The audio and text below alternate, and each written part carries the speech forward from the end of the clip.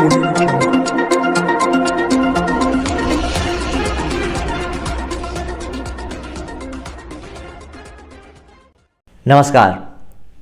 मैं बापी बनर्जी अपने सहयोगी जाहिद अनवर के साथ आसनसोल टाइम्स में आपका स्वागत करते हैं। दोस्तों, जैसा कि हम सब जानते हैं कि पिछले 2 सालों से पूरे भारत में नहीं पूरे विश्व में कोरोना ने कहर बरपा रखा था।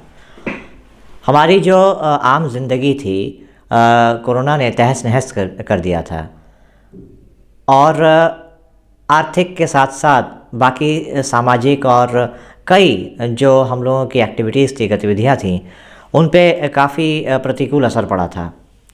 शिक्षा का क्षेत्र भी इससे अछूता नहीं रहा। पिछले 2 सालों में भारत में कई स्कूल कॉलेज बंद रहे। पश्चिम बंगाल भी इसका अपवाद नहीं था। पश्चिम बंगाल में भी स्कूल कॉलेज सहित सभी शिक्षण संस्थान बंद रहे। लेकिन आहिस्ता आहिस्ता परिस्थिति में बदलाव आ रहा है। कोरोना के केसेस कम हो रहे हैं, संक्रमण अब काबू में आ रहा है और सबसे बड़ी बात यह है कि वैक्सीन भी लगाई जा रही है। तो इसके मद्देनज़र पश्चिम बंगाल सरकार ने हाल ही में, मुख्यमंत्री ममता बनर्जी ने हाल ही में एक बहुत बड़ा फैसला लिया था, जो कि सभी छात्र छात्राओं सहित सभी अभिभावकों के लिए एक बहुत ही खुशखबरी की बात थी। और वो ये कि 16 नवंबर यानी कल से राज्य भर में स्कूलें खुलने वाली हैं। हालांकि इसके साथ ही उन्होंने कुछ हिदायतें भी दी थी जिनका कि सभी स्कूलों को पालन करना है। क्या थी वो हिदायतें और स्कूलों द्वारा कितना इनका पालन किया जा रहा है, इसको लेके हम आसनसोल टाइम्स की तरफ से आज विभिन्न स्कूलों के जो गणमान्य शिक्षक हैं उन लोगों से बातचीत कर रहे हैं। इसी क्रम में आज इस वक्त हम बातचीत करेंगे Raniganj Urdu high school HS के वरिष्ठ शिक्षक मास्टर मोहम्मद सुलेमान जी से। सर, आसनसोल टाइम्स में आपका स्वागत है। शुक्रिया, आप तमाम लोगों का शुक्रिया। जैसा कि मैंने कहा कि कल से स्कूल खुलने वाले हैं और इसको लेकर राज्य सरकार की तरफ से कुछ हिदायतें भी दी गई हैं। तो Raniganj Urdu high school HS कितना तैयार है और जो हिदायतें दी गई हैं उनको अमली जामा पहनाने के लिए क्या कदम उठाए जा रहे हैं? हमारा स्कूल बिल्कुल तैयार है। हम लोगों ने वो सफाई का काम कर चुके हैं और सैनिटाइजर का भी काम बहुत हद तक हो गया है।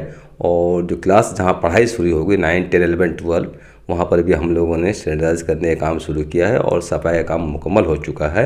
और हम लोग बिल्कुल तैयार हैं अपने बच्चों को वेलकम करने के लिए। कोविड के बाद जो बच्चे मुतासिर हुए थे, जिनका पढ़ाई बहुत ज़्यादा मुतासिर हुई है, हम लोग उन तमाम बच्चों को वेलकम करने के लिए बिल्कुल हम तमाम लोग तैयार हैं।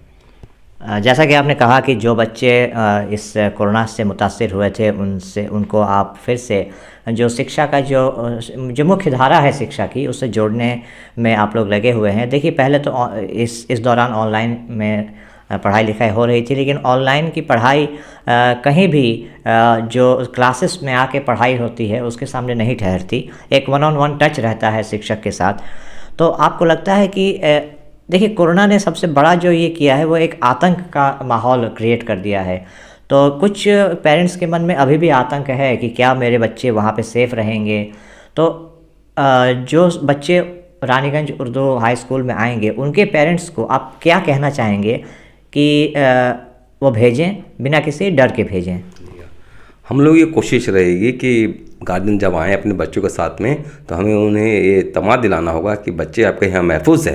हम लोग हर तरह से आपके बच्चों का ख्याल रखेंगे। और ये कहा गया है बच्चे अपने साथ में टिफ़िन लाएं, अपना ऑन मास्क लाएं, अपना ऑन वाटर बोतल लाएं, किसी के साथ में शेयर ना करें। ये तमाम बातों को हम लोग ध्यान रखेंगे और पेरेंट्स को हम लोग यकीन दिलाएँगे कि आपके बच्चे यहाँ महफूज हैं, घबराने की बात नहीं है। और फिर सरकार भी हम लोगों के लिए जो है बिल्कुल तैयार खड़ी है। किसी तरह की कोई भी परेशानी होगी तो हम तमाम गार्जियंस के लिए हम लोग बिल्कुल तैयार हैं उनको ताउन करने के लिए, उनके बच्चों के साथ में ताउन करने के लिए। और हम लोग नहीं चाहते हैं कि मज़ीद बच्चों की पढ़ाई और मुतासिर हो। प्रशासन की तरफ से कितना सहयोग मिल रहा है आप लोगों को? जी, प्रशासन की तरफ से तो बहुत ज़्यादा सहयोग मिला है हम लोगों को। जी, यहाँ पर रानीगंज, हम तो रानीगंज उर्दू हाई स्कूल के टीचर हैं और रानीगंज के म्यूनसिपलिटी की तरफ से हम लोगों को बहुत मदद मिला है। उनकी मदद का वजह से हम लोग जो है स्कूल को अपना जो है साफ़ सफाई कर सके हैं। वहाँ के अमले आए थे, वहाँ के कारकुन आए थे और हमारे सफाई में उन लोगों ने मदद की है। जी हाँ, जैसा कि आपने कहा कि प्रशासन की तरफ से आपको मदद पूरा सहयोग दिया जा रहा है स्कूल खुलने में। सर हम लोग जानते हैं कि जो स्कूल लाइफ होता है किसी भी बच्चे के लिए जीवन का सबसे बढ़िया पल होता है, बढ़िया समय होता है, और ख़ास करके जो दोस्ती होती है स्कूल जीवन में वो ताउम्र बनी रहती है। पिछले 2 साल से ये बच्चे अपने दोस्तों से अलग थे, जुदा थे। कल हो सकता है कि ऐसे भी कई दोस्त हों जो 2 साल बाद मिलें, तो उनमें एक उत्साह आ जाएगा। तो उस उत्साह में कहीं वो कोरोना के प्रोटोकॉल्स को तोड़ न दें या कोरोना के प्रोटोकॉल्स का उल्लंघन ना करें, इसको सुनिश्चित करने के लिए आप लोगों ने क्या इंतज़ामात किए हैं? जब बच्चे आएंगे तो हम लोग उन बच्चों, तमाम बच्चों से ये कहेंगे कि आप लोग जहाँ तक हो सके अपने दोस्तों के साथ में दूरी बनाए रखें। आप लोग जानते हैं कोरोना ने हम तमाम लोगों को मुतासिर किया है, तो आप लोगों की तरफ से कोशिश होनी चाहिए कि जो भी बच्चे हैं, जो भी आपके दोस्त हैं, उनसे दूरी बना के रखें। खासकर स्कूल के माहौल में आप अपने दोस्तों से थोड़ा दूर रहें।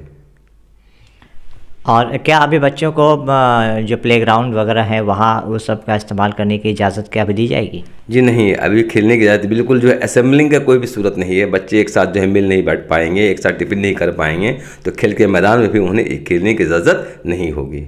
मतलब अभी सिर्फ स्कूलों में आना है और जो ऑनलाइन पढ़ाई है उससे दीगर, उससे अलग क्लासेस की पढ़ाई। अच्छा, मान लीजिए कोई अभिभावक अगर ये कहे कि नहीं, मैं अभी फ़िलहाल अपने बच्चों को कुछ दिनों तक स्कूल नहीं भेजना चाहता, जैसे ऑनलाइन की पढ़ाई हो रही है वैसे ही मैं करना चाहता हूँ, करवाना चाहता हूँ, तो क्या उसका भी आप लोगों ने इंतज़ाम किया है? नहीं, ये पेरेंट्स के ऊपर डिपेंड कर रहा है कि वो अपने बच्चे को भेजेंगे या नहीं भेजेंगे। हमारा एजुकेशन मिनिस्टर ने कह दिया है कि हम लोग फोर्स नहीं डालेंगे, पेरेंट्स पे फोर्स नहीं डालेंगे, आप अपने बच्चों को भेजना ही है। अब उनके ऊपर डिपेंड कर रहा है कि अपने को बच्चे को भेजे या नहीं भेजे, ये पेरेंट्स पे डिपेंड कर रहा है। अगर बच्चे आएंगे तो हम लोग उन बच्चों का ख्याल रखेंगे, और जहाँ तक पढ़ाई की बात है तो हम लोग कोशिश करेंगे जो पढ़ाई उनकी ख़राब हो चुकी है, ताउन रहेगा, बहुत ज़्यादा जो है भरपूर कोशिश रहेगी उनका जो कोर्स है वो जल्द से जल्द हम लोग कंप्लीट कर दें। आपने कहा कि जो बच्चे माध्यमिक मतलब जो बोर्ड की परीक्षाएं देंगे उनसे आपका बहुत ज़्यादा राब्ता रहेगा, ताउन रहेगा, उनको आप लोग हर संभव मदद मुहैया कराएंगे। लेकिन पिछले 2 साल में हमने देखा कि ऑनलाइन पढ़ाई लिखाई हो रही थी, लेकिन हमारे समाज का एक वर्ग ऐसा भी है जिसके लिए ऑनलाइन की पढ़ाई उतनी आसान नहीं थी। तो जो बच्चे जिनका ऑनलाइन पढ़ाई नुकसान हुआ है, जिनका, जब वो बच्चे कल आएंगे, कल से आना शुरू करेंगे, क्या उनकी तरफ भी आप लोगों का कुछ एक्स्ट्रा आप लोग केयर लेंगे? जी हाँ, वो बच्चे जिनकी पढ़ाई ऑनलाइन नहीं हो सकी है उन पे हम लोग ज़्यादा तवज्जो रहेगा, ज़्यादा ध्यान रहेगा तो उनका कोर्स कंप्लीट हो जाए। जहाँ तक ऑनलाइन की बात है तो जो प्राइवेट स्कूल है वहाँ पर ऑनलाइन की पढ़ाई ज़्यादा हुई है, और जो सरकारी स्कूल है वहाँ ऑनलाइन की पढ़ाई ज़्यादा नहीं हो सकी है, क्योंकि उनके तमाम बच्चों के साथ में प्रॉब्लम है, पेरेंट्स का प्रॉब्लम है, उनके पास एंड्रॉयड फ़ोन नहीं है और दीगर चीज़ें उनके पास मुहैया नहीं है जिनके साथ में वो पढ़ाई कर सकें। जी हाँ, जैसा कि सुलेमान सर ने कहा कि कल से स्कूल खुलने वाले हैं और रानीगंज उर्दू हाई स्कूल पूरी तरह से तैयार है। एक बार फिर से अपने जो छात्र छात्राएं हैं उनका स्वागत करने के लिए एक बार फिर से तैयार है, और इन्होंने इन बच्चों के अभिभावकों को, पेरेंट्स को ये आश्वासन दिया कि उनके स्कूल में सभी इंतज़ामात किए गए हैं, सभी सरकारी प्रोटोकॉल्स का ख्याल रखा गया है, और वो बिना किसी डर के, बिना किसी शक व शुबा के अपने बच्चों को यहाँ भेजें, ताकि पिछले 2 सालों में इनकी पढ़ाई का जो नुकसान हुआ है उस नुकसान की भरपाई की जा सके। और ख़ासकर अगले साल जो बच्चे बोर्ड की परीक्षा देंगे उन बच्चों पे इन्होंने कहा है कि उन पे ख़ास तवज्जो दी जाएगी, और जिन बच्चों का ऑनलाइन पढ़ाई में नुकसान हुआ है, पिछड़ गए हैं, उनको भी उन पे भी ख़ास ध्यान दिया, और एक बार फिर से स्कूलों में बच्चों की किलकारियाँ गूंजें। सर, तो हम आसनसोल टाइम्स में धन्यवाद देंगे सुलेमान सर का कि वो हमारे साथ आए और इन महत्वपूर्ण बातों को उन्होंने साझा किया। सर, आपका बहुत बहुत धन्यवाद। आपका भी शुक्रिया, बहुत बहुत शुक्रिया, धन्यवाद।